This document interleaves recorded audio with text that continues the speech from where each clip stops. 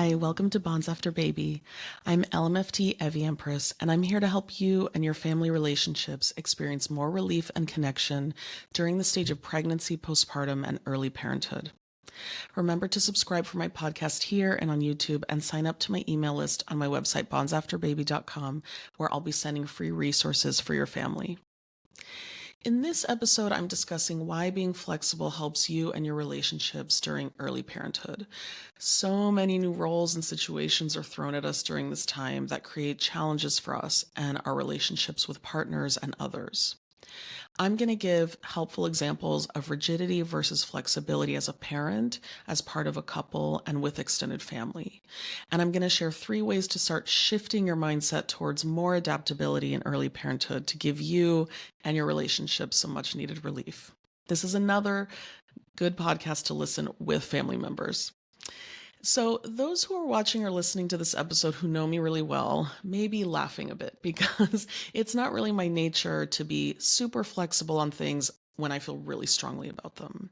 Over time, I've come to realize that it's a lot easier on me and easier in my relationships when I can choose, okay, what's really important here and what can I let go of that's not essential? And my goodness, especially as a parent in these early years, and I see for my clients in individual and family work that getting stuck in idealizations of how things should be in a really unyielding way just brings a lot of stress to themselves and others. So we can still have opinions and wishes and longings and get needs met without digging our heels on every single aspect of an issue. And when we dig our heels like this, often it comes from black and white thinking. In psychological speak, this is called splitting. So when we see things as either all good or all bad. And I see this a lot with my clients and honestly in everyday life with people. So if we see people, behavior, and choices as totally black and white, either all good or all bad, it's going to box you in. It's going to limit options and keep you from seeing the nuance or the complexity of a situation. And imagine how it feels when you're with someone else who's rigid in what's all good or not good. This will definitely affect relationship dynamics because, I mean, if you can just imagine living under strict conditions of what's approved and not approved, it can be a very stifling way to live.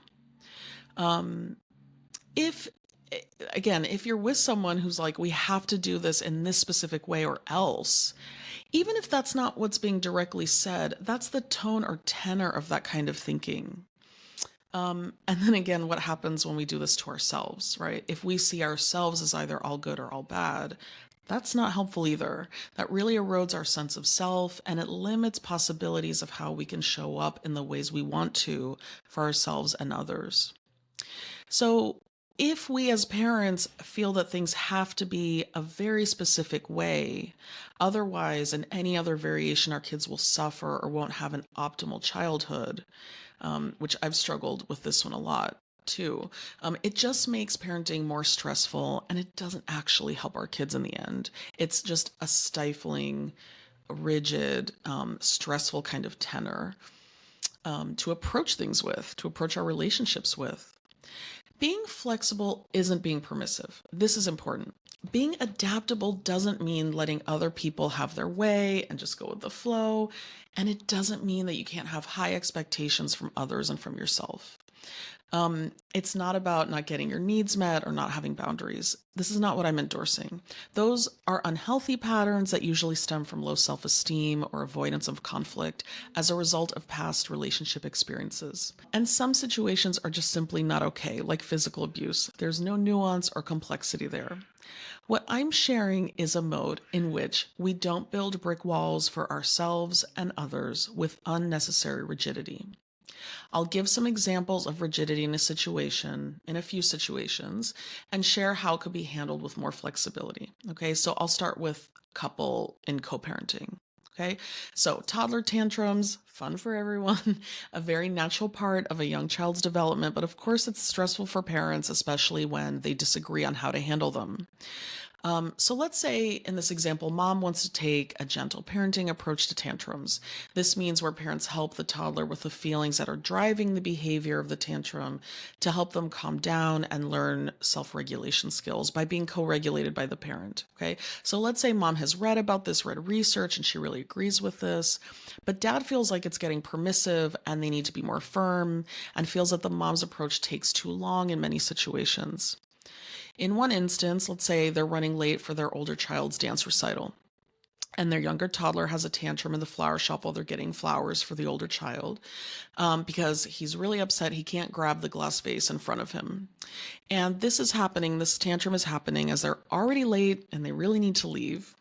And dad says, just grab him and put him in the car seat. We're late. We need to go. And mom wants to kneel down and help soothe him before they get in the car.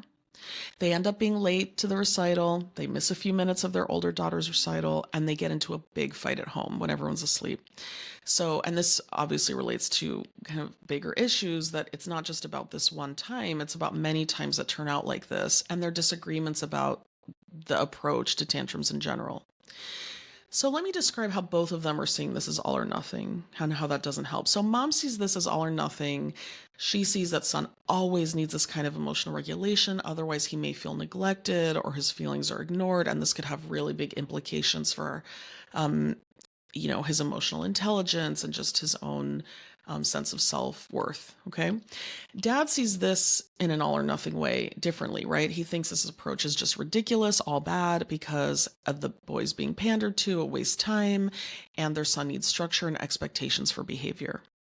And yet, what research tells us is that it's actually something in between, which is that mom's approach can be very helpful for emotional regulation, but it doesn't have to happen this way each time for that amount of time, certainly. And dad needs to see also that it's useful, even though he's right about the extent that mom may go to and the over consistency of this, but that there are many benefits.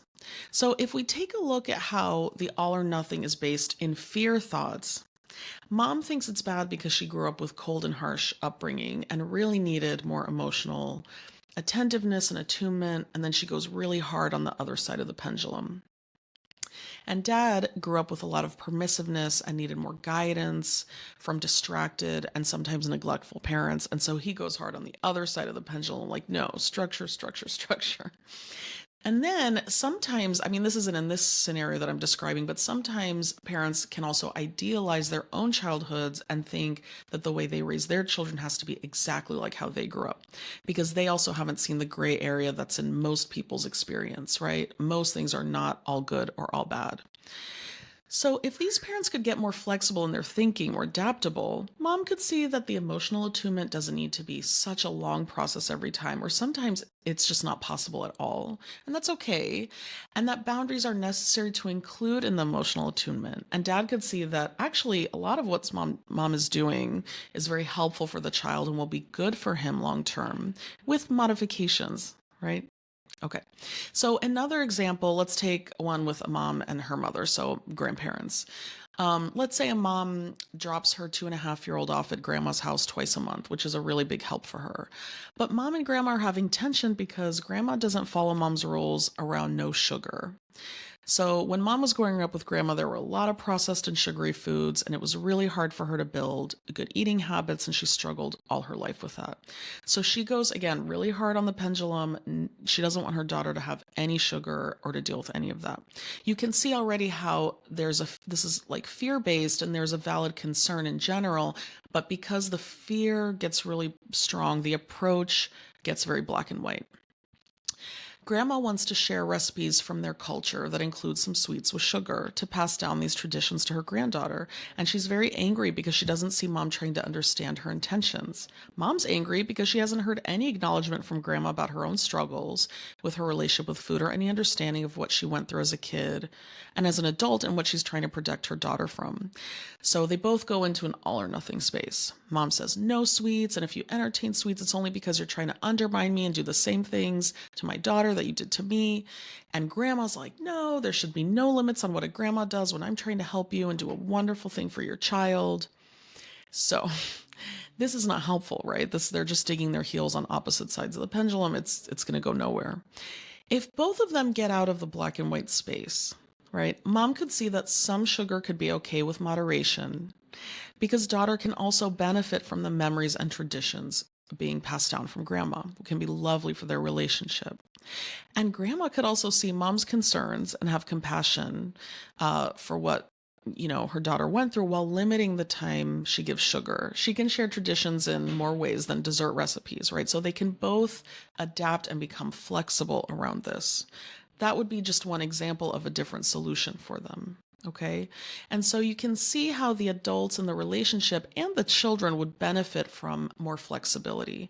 If you get out of black and white thinking, you have more space for compassion, curiosity, and at the end of the day, more options for solutions that reduce a lot of stress and power struggles. So here are 3 ways to shift your approach from rigidity to flexibility. 1. Start noticing moments where you're getting rigid, where you want things to be a very specific way with no variation. Start noticing it and question, why is that? Is there something you're afraid of? What do you think will happen if something doesn't happen in this exact specific way right now? Are your fears realistic, or are they like fortune telling or dramatizing outcomes? 2. Notice how being rigid shows up in your body. Are you holding tension in your neck and shoulders? Is your brow furrowed? Is your jaw tight? Is there anxiety, racing thoughts? Noticing how it shows up can help you catch it in the future to notice, hey, maybe this is a good time to just slow down. It's not an emergency, and just think, what we could do here. 3, remember, if no one's bleeding, it's not an emergency. If there's something that needs to be addressed, it can be addressed later when there's more time and space for thoughtfulness and intentionality. Next week, I'm going to continue discussing all or nothing thinking, all good or all bad thinking, when it comes to birth experiences and how we cope with those experiences, especially with others in our relationships. I'm going to share a little bit about my story of how I idealized my own birth scenario, which deeply hurt me in the end with my second child because it ended up very different and difficult, and how my relationships really got me through that hard time. So if you want all the resources at your fingertips, I'll be offering freebie goodies in the near future. Sign up for my email list at bondsafterbaby.com to get the goods, and subscribe to my podcast and my YouTube channel, Bonds After Baby, so you can get notified when there's a new episode.